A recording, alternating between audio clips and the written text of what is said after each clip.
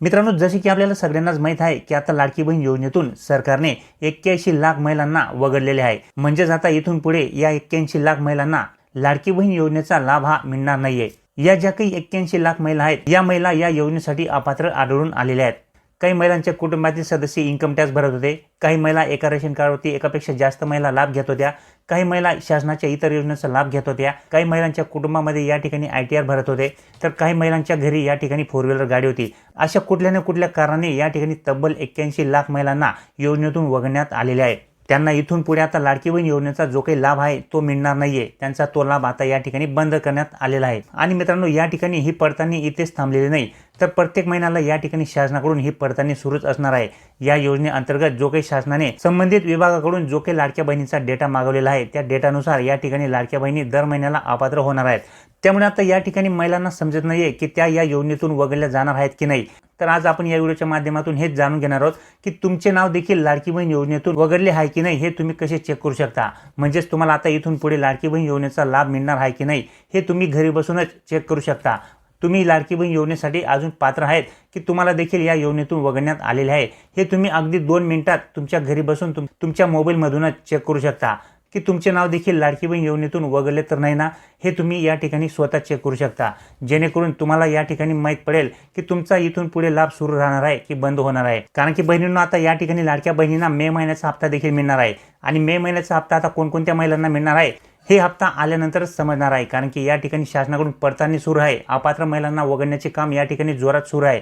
त्यामुळे आता या ठिकाणी आतापर्यंत जो काही शासनाकडून आकडा देण्यात आलेला आहे तो म्हणजे 1,70,00,000 एवढ्या महिला या योजनेसाठी पात्र झालेल्या आहेत. म्हणजेच अगोदर बघा मित्रांनो, या ठिकाणी या योजनेचा जो काही आकडा होता तो 2 कोटींच्या पुढे होता. परंतु आता या ठिकाणी लाडक्या बहिणी ज्या काही पात्र झालेल्या आहेत, तर त्या फक्त 1,70,00,000 एवढ्याच महिला आता या योजनेमध्ये राहिलेल्या आहेत. तर यांची देखील छाननी सुरू आहे. यांच्यामधील देखील बऱ्याचशा महिला अपात्र होऊ शकतात. त्यामुळे तुम्ही देखील या ठिकाणी जाणून घ्यायचं आहे की तुमचे नाव देखील या योजनेतून वगळले तर नाही ना, हे तुम्ही स्वतः या ठिकाणी चेक करून घ्यायचं आहे. तर ते कशा पद्धतीने चेक करायचे आहे, चला या ठिकाणी जाणून घेऊया.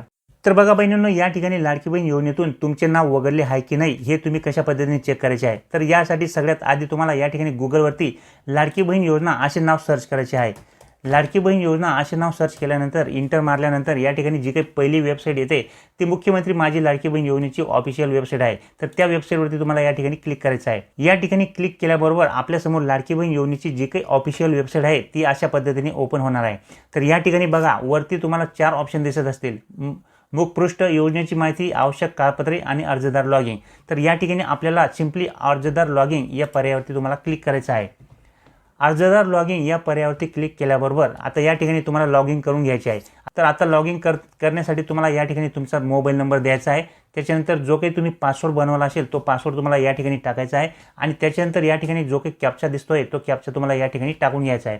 तर आता महिलांनी या ठिकाणी फॉर्म भरते वेळेस जो काही मोबाईल नंबर या ठिकाणी दिलेला असेल, तुम्ही नारी शक्ती दूत ॲपवरून तुमचा फॉर्म भरला असेल किंवा कुठे इंटरनेटवरती तुम्ही तुमचा फॉर्म भरला असेल किंवा स्वतः तुम्ही मोबाईलवरून नारी शक्ती ॲपच्या माध्यमातून फॉर्म भरला असेल, तर त्यावेळी जो काही मोबाईल नंबर तुम्ही टाकला होता तो मोबाईल नंबर तुम्हाला या ठिकाणी टाकून घ्यायचा आहे.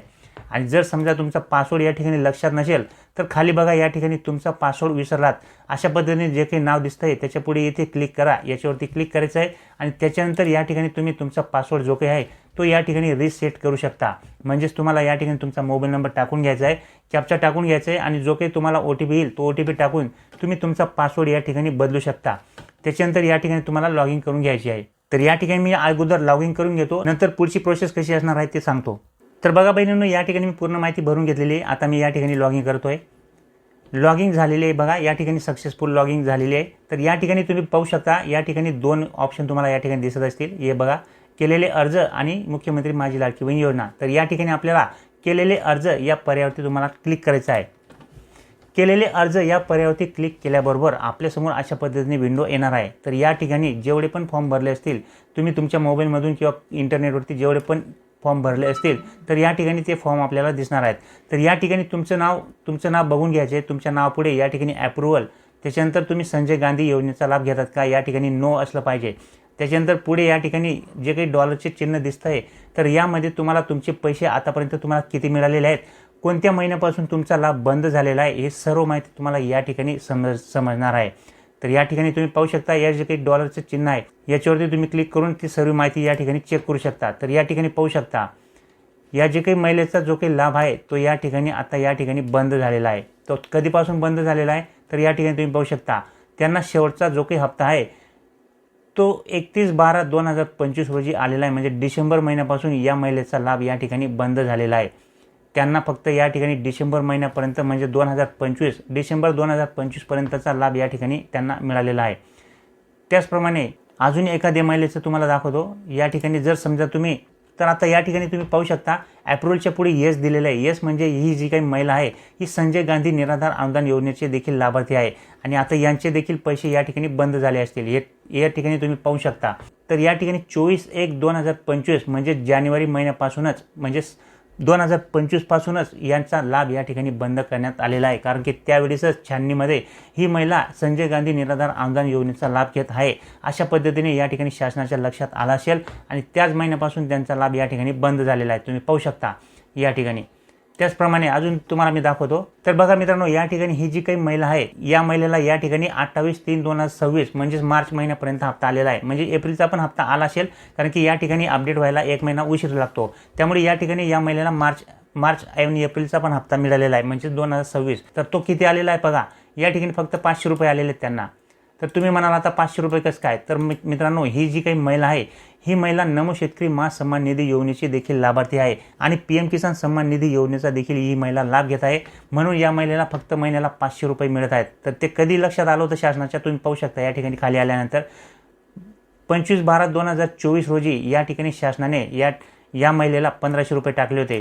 कारण की त्यावेळेस या ठिकाणी पडताळणी दरम्यान ही महिला आढळून आलेली नव्हती, परंतु पडताळणी झाल्यानंतर या ठिकाणी बघा ही महिला नमो शेतकरी महासन्मान निधी योजनेची लाभार्थी आढळल्यानंतर या ठिकाणी 5/3/2025 नंतर या महिलेला फक्त 500 रुपये आलेले आहेत। तुम्ही या ठिकाणी पाहू शकता फक्त 500 रुपये त्यांच्या खात्यावरती जमा होत आहेत। तर अशा पद्धतीने तुम्ही चेक करू शकता। आता बघा या ठिकाणी आता कोणकोणत्या महिलांचा लाभ बंद झालेला आहे हे तुम्ही अशा पद्धतीने चेक करू शकता। तुमचा लाभ या ठिकाणी सुरू आहे की नाही हे देखील तुम्ही या ठिकाणी पाहू शकता। या ठिकाणी तुमचं नाव त्याच्या पुढे या ठिकाणी जे काही डॉलरचं चिन्ह दिसतंय या डॉलरच्या चिन्हावरती क्लिक केल्याबरोबर या ठिकाणी तुम्हाला समजणार आहे की तुमचा लाभ या ठिकाणी कधीपर्यंत चालू आहे। तर बघा 28/3/2026 या महिलेचा देखील या ठिकाणी मार्च एप्रिलचा हप्ता आलेला आहे 1500 रुपये।